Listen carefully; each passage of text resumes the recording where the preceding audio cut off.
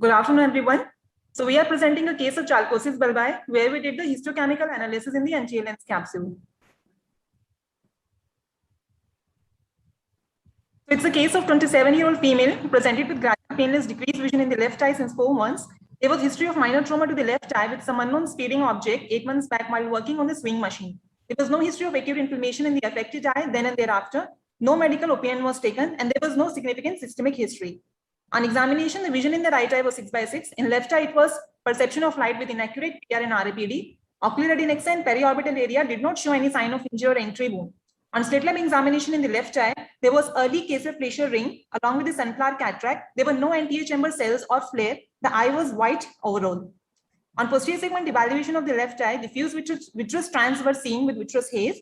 Gonioscopy was normal. The right eye evaluation was within normal limits. Intraocular pressures were 12 and 14 millimeters of mercury. The ultrasound of the left eye was suspicious of intraocular foreign body. CT orbit further confirmed the retained IOFB in the vitreous cavity of the left eye. ERG of the left eye showed grossly extinguished response. So with the diagnosis of presumed chalcosis bulbi, we took the vitreoretinal consultation where IOFB removal was not advised in view of poor visual prognosis. However, the patient had cosmetic concerns. With proper counseling and under guarded visual prognosis, she underwent left eye cataract surgery with IOL implantation. Intraoperatively, the capsular excess tissue was obtained, which was sent for histopathological analysis in 10% buffered formalin. The postoperative period was uneventful and the visual acuity remained same. This is the histopathology slide. Image A is hematoxylin and eosin staining showing golden brown granule deposits in the posterior layer of the anterior capsule. Image B is the Orschen staining, which is showing the positive copper reaction in the deposited granules. So IOFB represent 18 to 41% of all the open globe injuries. Pure copper causes acute chalcosis, simulating endophthalmitis. Usually two types of pattern are seen. Localized pattern, the metallosis changes, they are limited to the nearby area where the IOFB is in retained, and in generalized pattern, more diffuse ocular changes are seen. The copper content, the size, the location of the foreign body determines the ocular response. In our case, the trauma happened 8 months before the onset of the symptoms. The decrease in vision was insidious and mainly posterior segment signs were seen. There was negative history of the redness and overall the eye was white on presentation. So all these factors point towards the localized pattern in our case, which is usually seen when the copper content of the IOFB is less than 85%. Copper deposition can lead to KF ring, sunflower cataract. It tends to get deposited in the ILM also. The other reported changes seen are fibrillary degeneration of the vitreous, non-granulomatous inflammatory reaction, RP clumping, RD, and phthisis bulbi. In early stages of metallosis, removal of IOFB may reverse the ERG changes, but in our case, the ERG response was extinguished, which occurs in the end stage of metallosis and is suggestive of poor visual prognosis. PR was also inaccurate, and vitreoretinal surgeries in such eyes may increase the risk of phthisis bulbi. The Orschen stain stains the elastic fibers, copper-associated protein, and hepatitis B surface antigen. Lens capsule is a type of basement membrane, and copper has a special affinity for the basement membrane. Orschen stains react with the deposited copper granules and gives a positive reaction. The histochemical detection of the copper through Orschen has been classically described for the chronic liver diseases. The copper deposition in the anterior lens capsule has also been described in systemic diseases like monoclonal gammopathy, multiple myeloma, Wilson's disease, and in local causes, persistent chalcosis bulbi. But in all these case reports, the anterior lens capsule analysis was done with the help of X-ray spectroscopy, which is a quantification method.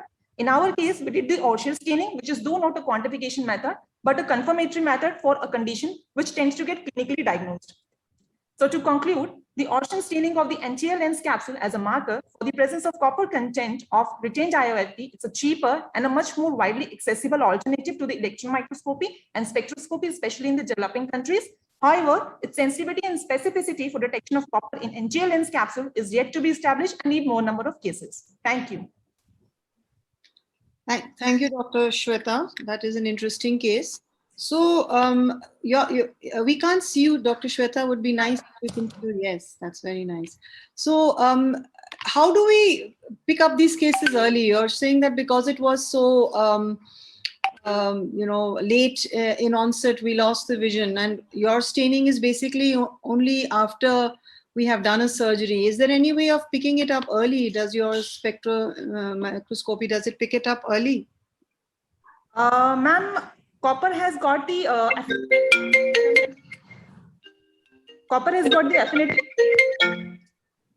Sorry, yes. Copper has got the affinity to deposit in the basement membrane. So in any case of chalcosis bulbi, I think if there is an early presentation and the cataract has not yet developed, it would be difficult to analyze the NGLN's capsule for copper deposition through spectroscopy also. And I think for copper content to be detected, some element of cataractous changes should be there in the eye. So early detection, I don't think it's really possible until and unless the patient has the array of symptoms in the eye. Okay, so I mean, any foreign body that goes in, there isn't anything that we can do to sort of detect. What about to detect per se for the content, ma'am? It would be difficult. What about early EOG, ERG changes? Is there any chance of that? Ma'am, when we are clinically suspecting and the patient is giving a positive history, the EOG, ERG early may detect the changes have started in the eye or not. But per se, what kind of eye it is there, we cannot for ERG and EOG for that. For that, we need to have the analysis through spectroscopy or with the Gaussian state.